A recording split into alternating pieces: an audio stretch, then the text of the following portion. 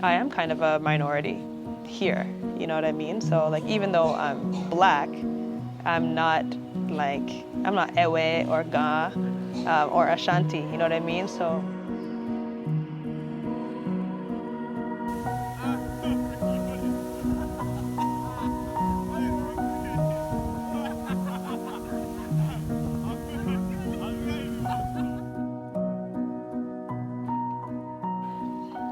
my name is Asia Clark. I am a designer, a development consultant, an educator, a hairstylist, and overall magical woman. Coming to Ghana was almost like a spiritual calling for me also. My family's from the Caribbean, and we live between the Caribbean and Toronto, and I'm the first of my family to really come back to Africa and stay, so yeah. Well, I first came to Ghana for a development project. A friend of mine was working for a development agency called Crossroads International, and they needed somebody to come in and support them on a women's jewelry pilot project. And since I work in jewelry design, I put forth a project proposal, they accepted it, and then I came to Ghana.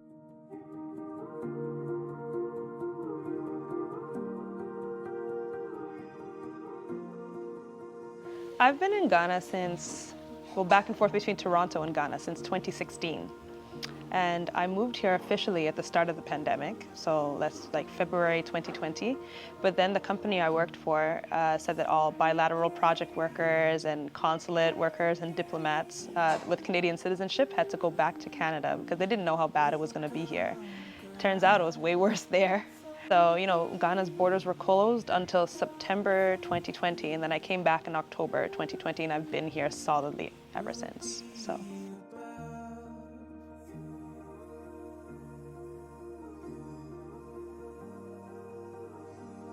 I grew up in the suburb of Toronto called Scarborough, specifically in the Malvern community. It's a community that's mostly Caribbean people, West Africans, and Southeast Asians. So it was a very big cultural soup. That's the beauty of Toronto, is like everybody comes there to live. After finishing university, I did my first international development gig in Dominica, where I was an youth entrepreneurship advisor at the Dominica Youth Business Trust. After working there for a while, I decided to move to Trinidad. And that's where half of my family's from. That's where my mom's side is from. And so I thought when I moved to Trinidad that I was moving to Trinidad and I was done. But then when I stayed in Trinidad, that year was really eye-opening for me as far as like what it really is to live in a developing country.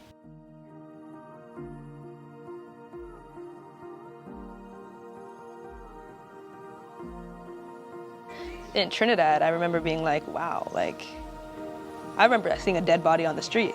You know what I mean? Like, well, the year that I was living there was very, very violent. And so that's the type of thing that I don't worry about here. And I think that that's really important. So like, where can I live in the world where it's a hot climate, where people speak English also, and where I feel safe, where there's economic opportunities? Ghana, really.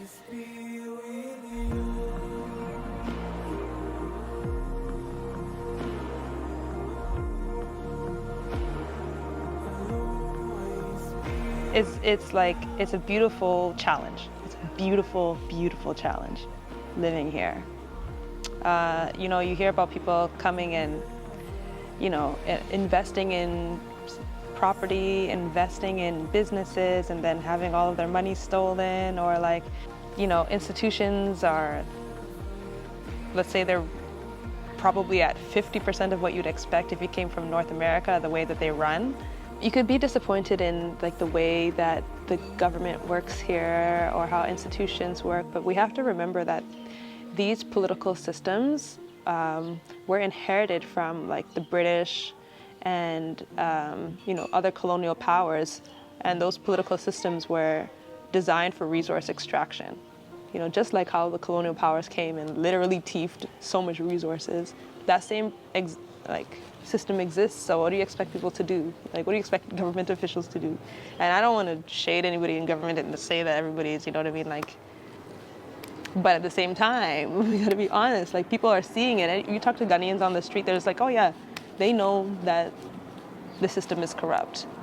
There are some people in some spaces that are fighting and want things to be better, and I really hope that they don't get, like, you know, like, repressed, because there is a real desire for things to be better here, even though it's, you know, it's an uphill climb, but people want it and people are working toward it. And that gives me hope. Yeah. So my brand is called Wild Moon Jewelry. I've been working as an artist under this brand name for the past almost 11 years. Yeah, I started it in Toronto.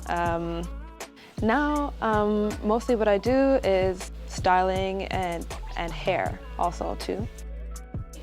Wild to pay homage to that part in us, especially as women, that we have to box in order to fit in outside. The parts of us that you can see in the way that the trees are, you know, just growing and being free. And moon to signify our connection to celestial beings.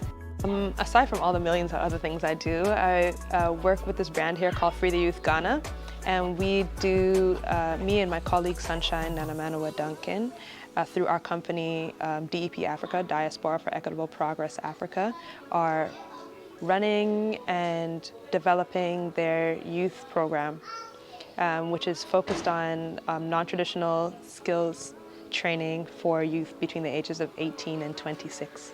I don't think I would have ever got these excellent capacity for patience. I've never in my life had to be more patient than I've had to be in the last like 5 years of being between Ghana and Toronto, and then obviously this almost year me being here this time, like, and then just being polite. I think like my level of politeness and like the grace and like humbleness with which I greet people now, as I never used to, like, I say please before I say any sentence now. If I ask somebody something, like, I'm talking to my friends in Toronto, like, oh, why are you like saying please before you ask questions? And like, that's something I'm definitely gonna keep that with me for the rest of my life, because that's something I really love about Ghanaian culture. It's like, even if they're being rude, they'll say please before. City. So for that reason, I keep a bunch of water bottles here just in case the water ever goes out, which is, luckily for the last 2 weeks, it hasn't happened, but you know, you never really know what's gonna happen tomorrow. You could literally have no water. So yeah, this is my fridge. These are some of, well, basically it's mostly me. I don't want people to think I'm the vain, but you know, I do love myself. But yeah, some friends and good people that I met here in Ghana, some abroad. This one is me and my business partner, Sunshine, there. Yeah, as for my kitchen, I'm trying to have a quasi-vegan lifestyle in Ghana. So I'm always, you know, got my fruits, you know, got my almond milk, got my vitamins and minerals and stuff like that. But truth be told, when it's time to go for fufu, I'm having crab. Then you're not vegan.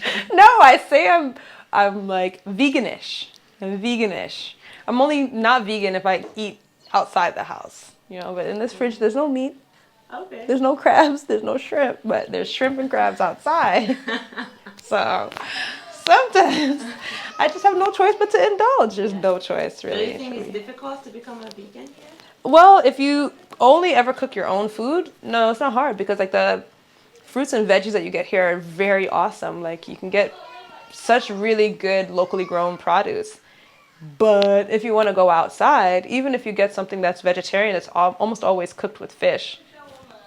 So like if you're strict about being vegan and you want to eat out, there's a couple of places that you can go. Like there's Purple Cafe, there's Asasepa, there's Mahogany, that have like really good vegan vegetarian options. But for the most part, If you want that good local fufu and groundnut soup, it has fish in it. Definitely has fish in it. Or crabs, yeah.